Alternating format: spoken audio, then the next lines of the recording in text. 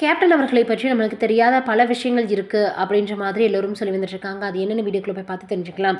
விஜயகாந்த் அவர்கள் ஒரு நல்ல நடிகர் என்பதை தாண்டி நல்ல மனிதர் அப்படின்னு 100% சொல்லலாம். ஏன்னா தன்னுடைய படப்பிடிப்பில் தான் என்ன உணவு சாப்பிட்டாலும் அதே உணவு தான் அங்கே இருக்கக்கூடிய எல்லாருக்குமே அவங்க கிடைக்கணும்னு நினைப்பாராம்.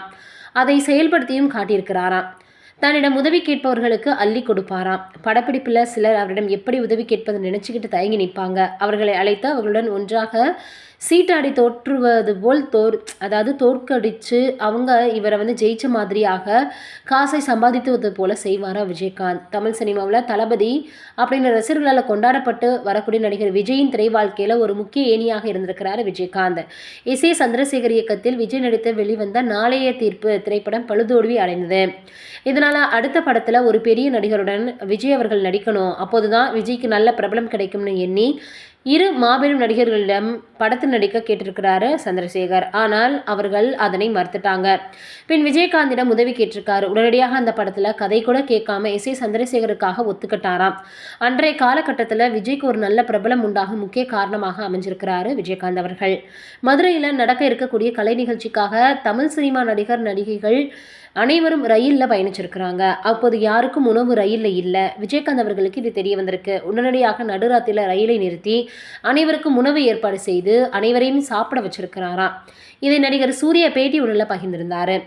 காஸ்டியூம் டிசைனராக ஒருவர் தங்களுடைய யூனிட்டில் ரொம்பவே கட்டடத்தை கட்ட ஒரு பெரிய தொகை தேவைப்படுது அப்படின்ற மாதிரி அவங்களுடைய யூனியனில் விஜயகாந்த் அவர்களிடம் உதவி கேட்டிருக்காங்க.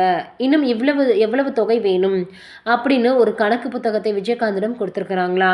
சற்று நேரம் புத்தகத்தை பார்த்த விஜயகாந்த், அந்த பெரிய தொகையை நானே மொத்தமாக தருகிறேன், யாரிடமும் நீங்கள் போய் கேட்க வேண்டாம், நிற்க வேண்டாம்னு சொல்லியிருக்கிறாரா விஜயகாந்த் அவர்கள். இப்போ இந்த விஷயங்கள் விளையாடுறது எல்லாருமே இப்படிப்பட்ட மாபெரும் ஒரு உன்னதமான மனிதரை நம்ம இழந்துட்டோமேனு இன்னுமுமே ரசிகர்கள் வேதனை தெரிவித்து வந்துட்டுருக்காங்க. நீங்கள் என்ன நினைக்கிறீங்க அப்படின்னு மறக்காமல் கமெண்ட்டில் சொல்லுங்கள். இது ஒரு புறம் இருக்க, அன்னைக்கு கழுகு ஒன்று அவருடைய இறந்த இறுதி ஊர்வலத்தில் வந்துச்சு. இன்றைக்கி அவருடைய நினைவுலகத்தில் பார்த்தோன்னா இருக்குதான். அப்போ அவருடைய நினைவிடத்தில் கேப்டனுக்காக மீண்டும் கழுகு வந்திருக்குன்னு ஆச்சரியத்தில் தேமுதிகவினர் இருக்கிறாங்க.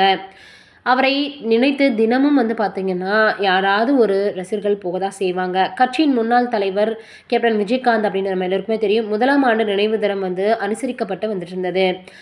தேமுதிக கட்சி அலுவலகத்திற்கும் தொண்டர்களுக்கும் பொதுமக்களுக்கும் திரண்டு வருவதனால கோயம்பேடு பகுதி மிகப்பெரிய அளவில் ஸ்தம்பித்து போச்சு. விஜயகாந்த் அவர்கள் தலைமையில் நிறைய பார்த்தோன்னா நல்ல விஷயங்களை செஞ்சுருக்கிறாரு. பிரேமலதா விஜயகாந்த் இப்போ தேமுதிகவினர் அமைதி ஊர்வலம் நடத்திய நிலையில் அவரை தலைமையாக வைத்து தான் நடத்தியிருக்கிறாங்க. பின்னர் விஜயகாந்த் அவர்கள் நினைவிடம் மற்றும் சிலைக்கு அஞ்சலி செலுத்தியிருக்கிறாங்க.